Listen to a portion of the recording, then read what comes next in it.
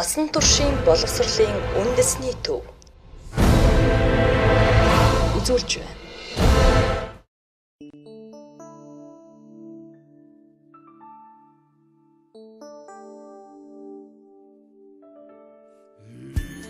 Идэр залуу 20 жилийнхээ түүхийг бичиж байгаа насан туршийн боловсролын үндэсний төв нь өдгөө 21 аймаг, 9 дүүрэг, 330 суманд төв нэгжтэйгээр үйл ажиллагаагаа явуулж байна. Төв нэгж бүрийн ард иргэдэд хүрч үйлчлэх их үйс цаг наргүй амрах завгүй өрнөдөг юм аа. Тэдгээрээс Мандах наран зүгийн нутаг Сүхбаатар аймгийн насан туршийн боловсролын төвийн үйл ажиллагаа хийсэн бүтээсэн их анчлыг онцолж байна. Бус насан туршийн боловсрол төв нь аймгийн засаг даргын А-дар 2013 оны А-дар 461 тооцох хэмжээр Албан бус насан туршийн боловсрол төвийг шинээр хуучин гээрэл төвүүдийг Албан бус насан туршийн боловсролыг нэгж болгон зохион байгуулсан байгаа.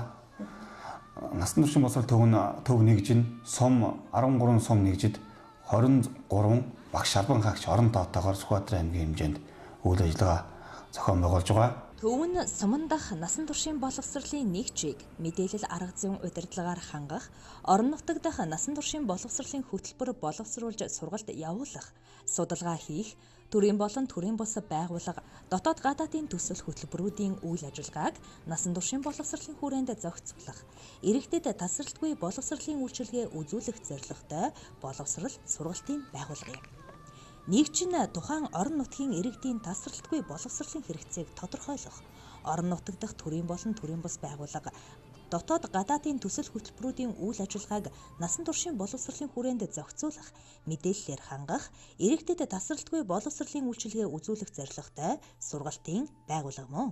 Албан бус насан туршийн боловсрол төв нь дүйцсэн хөтөлбөрийн холимог бүлгийн сургалт, насан туршийн боловсролын үндсэн 5 чиглэлийн агуулгын хүрээнд үйл ажиллагаа явуулдаг боловсрол сургалтын байгууллага юм. Албан бус насан туршийн боловсрол төвийн нэгж нь боловсрол соёлын шинжлэх ухааны 2000 саяын 2007 оны 362 тоод тушаалын хүрээнд дүүцсэн хөтөлбөрийн холимог бүлгийн системээр зохион байгуулж байгаа. Энэ 15-16 оны хичээлийн жилд дүүцсэн Сүхбаатар аймгийн хэмжээнд дүүцсэн хөтөлбөрөөр 552 сурвалжлагч хамрагдаж бага сур боловсролоо эзэмшиж байна.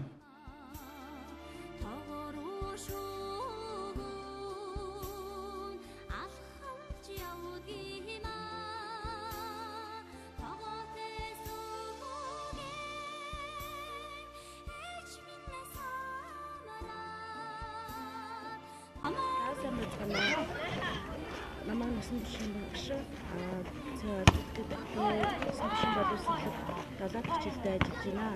10 орчим дүүцэг ангид дан ажилладаг. Манай сурвалжлагч сурвалжлагч дээр маань баярт баг сургуулийн сурвалжлагчид нэмж суралцдаг байгаа. За танхимдаа 20 сурвалжлагч суралцдаг. Дүүцний хичээлүүд ард хүндрэлтэй асуудал маш их гардаг. Төвшингийн хүүхдүүд нэмдэг. Зүгээр эрүүл тав саруул хүүхдүүдтэй ажиллаж байгаа. Хөгжлийн бэрхшээлтэй, хичээл завсарсан хүүхдүүдтэй ажиллаж байгаа бол асар хоорондын ялгаа маш их байдаг.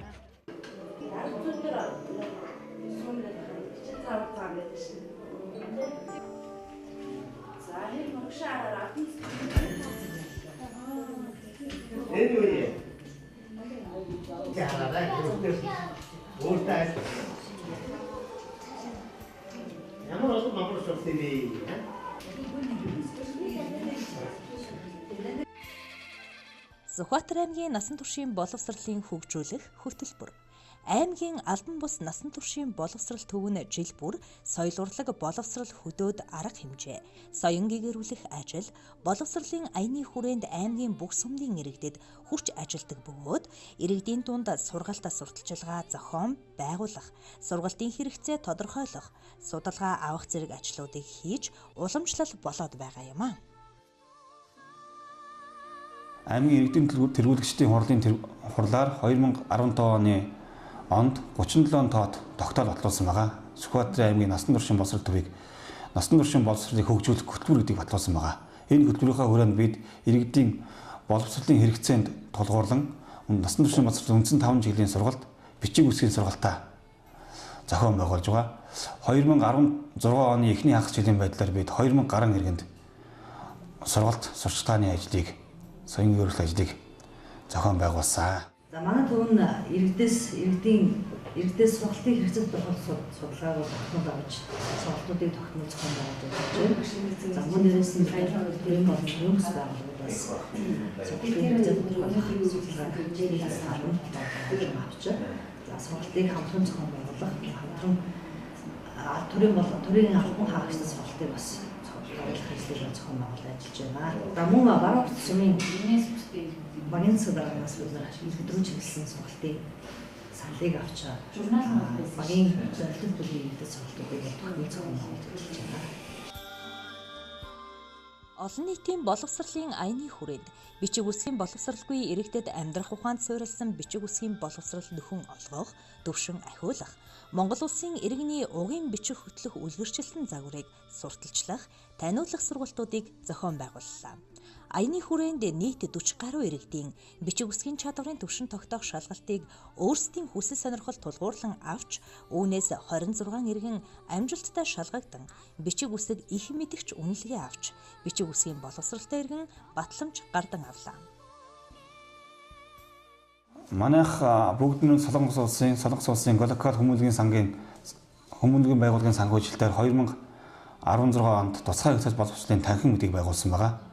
Энэ танхимын үйл ажиллагаа нь сонсголын болон хэл яриа, харааны бэрхшээлтэй иргэдэд нийгэмшүүлэх болон бариад үсэг, дохионы сургалт, тэгээд бичиг үсгийн сургалтыг мэргэжлийн багш нараар зохион байгуулж байгаа.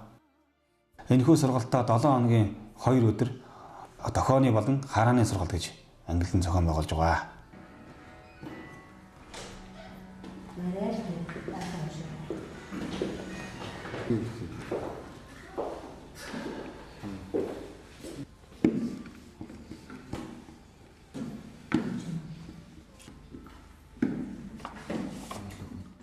Тусгай хэрэгцээт боловсрал. Сүхбаатар аймгийн хэмжээнд хөгжлийн бэрхшээлтэй иргэдийн судалгааг гарган нэгтгэснээс хөгжлийн бэрхшээлтэй хүүхдийн тоо 170, насанд хүрэгчдийн тоо 2492, нийт 2662 иргэн. Үүнээс эрэгтэй 1534, эмэгтэй 1128 байна.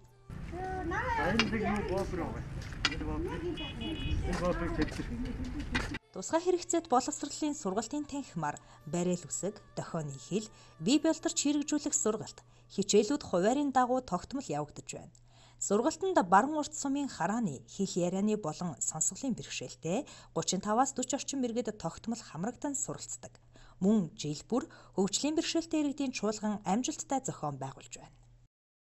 Ажлын 5 өдөр тусгай хэвлэл боловсрол маань явагддаг. Тэгээд нэг дахь 3 дахь болохоор харааны бэрхшээлтэй болсоод 2 дахь дөрөвдөд болохоор сонсголгүй иргэд маань ингээ яадаг байгаа. 5 дахьд бол дүүц хөтөлбөрийн хүмүүс маань ингээд хүүхдүүд маань ингээд зэгчлээс авсарсан хүүхдүүд бол ирдэг. За хараагүй иргэд маань бол барил үсгээрээ бол дандаа хичээллээд явдаг. Тэгээд бол Facebook, Twitter тэгээд онцлогоор сонин сэдв бүгдийг бол ингээд уншаад олоод мэдчихдэг. Манай сонсохгүй иргэд маань болохоор сонсч чадахгүй байгаа болохоор зүгээр хараагаараа хардаг болохоор бүх мэдээллийг болохоор яг бичгээр хардаг. Тэгээ яг дохионыхаа хэлээр үндсэн дохионы хэлээрээ л яг юмыг ойлгодог. Тэгээд ер нь үндсэн багшаараа л ер нь дохионыхаа хэлний багшаараа л ер нь бүх мэдээллийг авдаг. Гар утас Twitter бүх юмыг бол зүгээр орж мэднэ. Тэгээд зарим нь бол бүр мэдэхгүй босож жил их би тэрэндээ бол тэгэл хүрэх талаас нь илүү даваа ажилдаг да. Игэлжирийн малчны хүү, эх орны манаанд буй цэргэр, хөгжлийн бэрхшээлтэй иргэд, бичиг үсэг тайлагдаагүй хэмч байсан Монгол орны 4 зүг 8 зохиост оршин буй насан туршийн боловсролын төвүүдийн үүд хаалга нээлттэй байдаг үлээ. Мандах наран зүг ард иргэдтэй үйл ажиллагаагаа хүргэж байгаа Сүхбаатар аймгийн насан туршийн боловсролын төвийн хамт олондоо амжилт хүсье.